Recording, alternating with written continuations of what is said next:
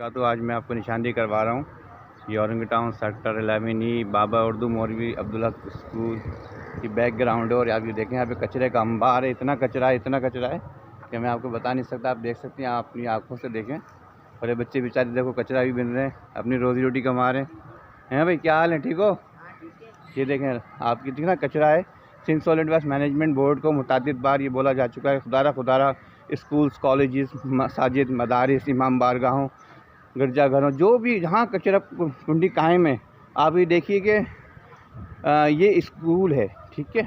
अभी मैं 11 का एक कॉलेज भी दिखाऊंगा जो ZMC के बिल्कुल पार्क के सामने कॉलेज है। उसके कोने में भी कचरा कुंडी कायम है।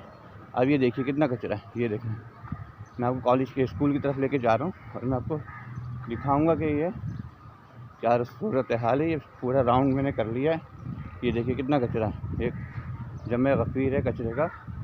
और ये स्कूल है, दरसगाह है, यहाँ पे जो है तालिब इल्म हासिल करते हैं। और ये हमारे मुस्तकबिल के मेहमान हैं, जो हमारे बच्चे हैं, ये हमारे स्कूल के हमारे मुस्तकबिल के मेहमान हैं। और अभी देखिए मौलवी अब्दुल्ला के स्कूल से दिखा दूँगा। ये स्कूल है और ये कचरा कुंडी है।